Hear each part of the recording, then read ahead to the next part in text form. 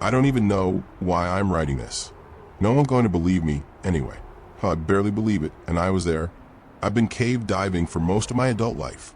It's one of those things that either terrifies you or makes you feel alive in a way nothing else can. Crawling through lightless, half-flooded tunnels of stone with barely enough room to breathe, it rewires your brain. You stop thinking in straight lines. The world becomes narrow and endless all at once. Last weekend, I drove 4 hours out to a site I've been meaning to explore for years. It wasn't on any official maps, just a whisper passed around in old diving forums. A collapsed sinkhole out in the woods, hidden behind a rusted chain link fence so twisted with vines you'd miss it if you weren't looking. They said the cave beneath it was alive. I figured they were just being dramatic. I geared up alone. No spotter, no lifeline. Stupid, I know. But the site was so remote that dragging another person out there would have raised too many questions. I didn't want anyone else staking a claim. The entrance was a narrow shaft, just wide enough for me to wriggle through with my tank scraping the sides. The temperature dropped the second I slipped below the surface. The rock slick was something that smelled faintly metallic. It felt like the earth swallowed me. For the first hour, everything went as expected. Tight squeezes, shallow water pooling in strange, veined patterns on the floor. My flashlight cut thin white beams into the blackness, carving out tunnels only a few feet at a time. Then I found the passage. It wasn't like the others. The stone around it looked wrong, almost porous, like coral or old bone. When I ran my glove over it, the surface felt soft, almost pliant. I should have turned back then. Every instinct in my body screamed at me to turn back. But curiosity won out. I pushed through. The tunnel narrowed and dipped sharply down, forcing me into a crawling descent. The walls pressed so tight against me I could feel my own heartbeat vibrating in the stone. I kept telling myself it was just rock, just empty space. That was before the breathing started.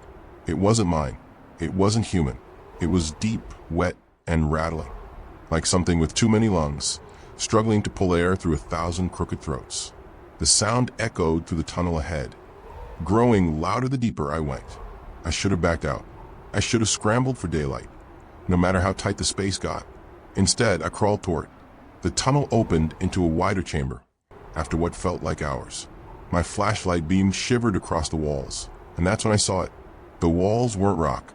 They were made of flesh, pale, rippling tissue that stretched across the ceiling and floors, pulsing with a slow, sluggish rhythm. Veins as thick as my arms throbbed beneath the surface, branching out like the roots of some impossibly huge tree. And in the center of the room, something moved. At first, I thought it was a pool of water. It shimmered and shifted like liquid, but then it began to rise, pulling itself upward in long, stringy strands, forming a rough, heaving shape. No eyes, no mouth, just a roiling mass of translucent, worm-like tendrils that groped blindly at the air. And it smelled, a wet, rotting stink that clung to my skin, soaked into my suit. I was frozen, completely paralyzed. My body knew something my mind hadn't caught up to yet. It wasn't just living tissue. The whole cave was alive, and it was waking up. I tried to back away, slow, quiet, no sudden movements. The thing in the center was still assembling itself, its tendrils weaving together in twitching, nauseating patterns. I figured if I was careful enough, if I didn't make a sound, I could slip back through the tunnel before it noticed me. I turned, crouching low, moving one hand at a time toward the way I came. The light from my flashlight jittered across the walls, making the veins in the flesh-pitted stone look like they were writhing. I fought to keep my breathing steady, fought to ignore the way the walls seemed to tighten with every inch I crawled. Then my foot slipped, just a little, just enough for the heel of my boot to scrape against the wet surface. And that tiny sound, that tiny scritch was enough. The creature stopped moving. It froze mid-assembly, tendrils stiffening like a marionette pulled taut on invisible strings. A low, wet clicking sound echoed through the chamber, vibrating through the stone, and the walls responded. Veins bulged, flesh shuddered. The entire cave seemed to lurch forward in one slow, slithering motion, like a body trying to force itself through its own skin. Panic took over.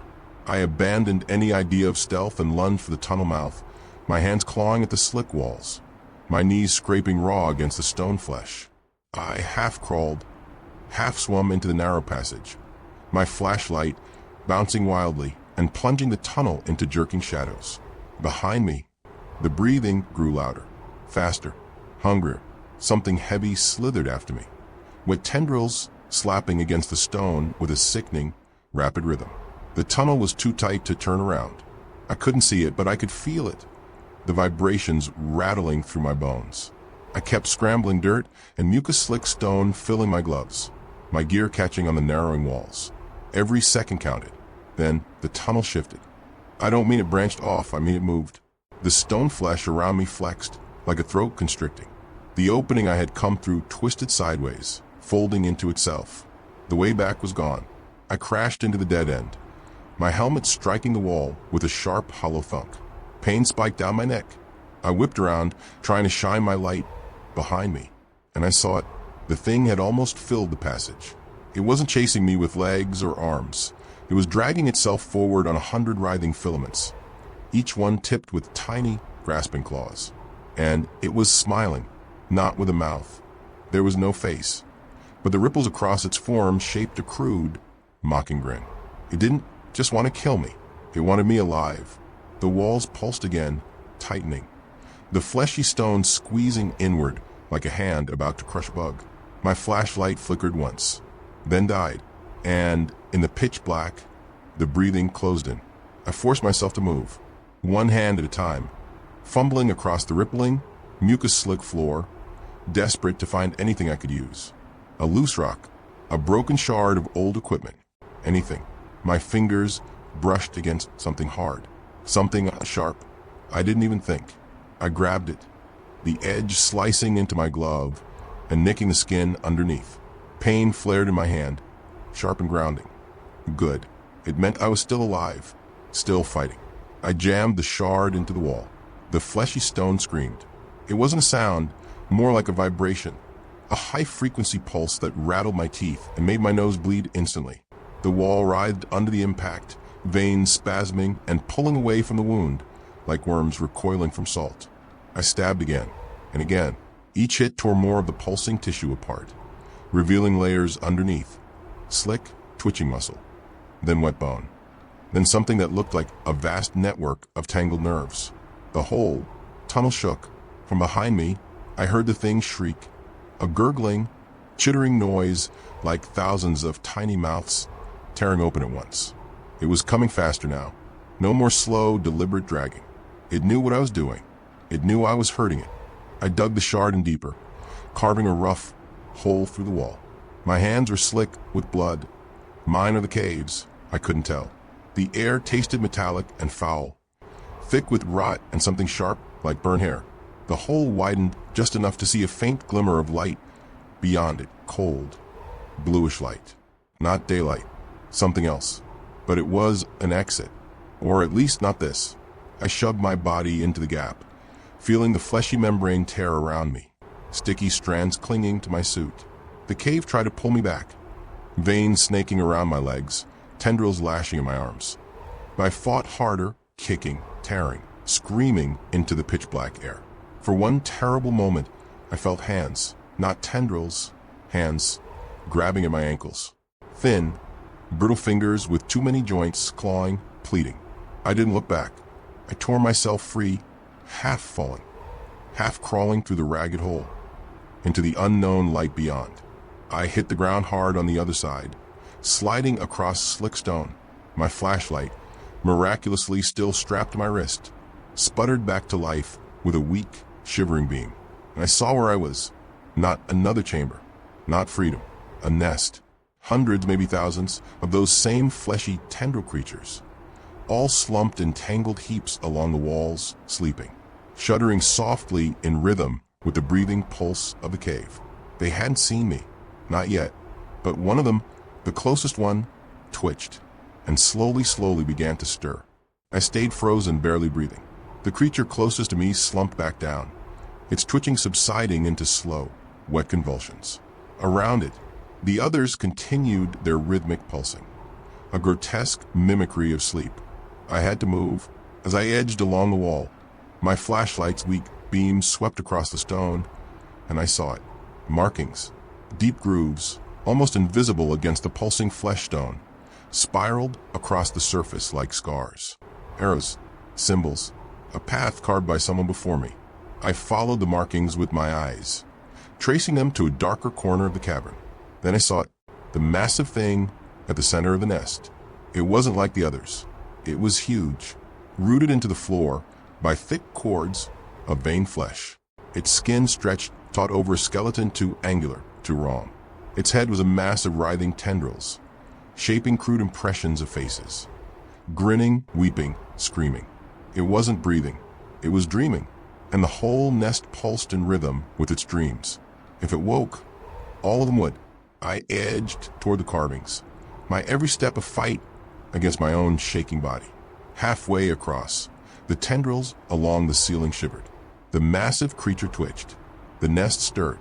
I stumbled the last few feet to the far wall, found a fissure hidden behind the markings, and squeezed through just as the nest exploded into motion.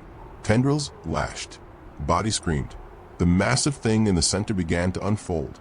I forced myself upward through the narrow stone shaft, kicking at grasping fingers, clawing at slick stone, until I burst into the open, collapsed onto cold, wet grass.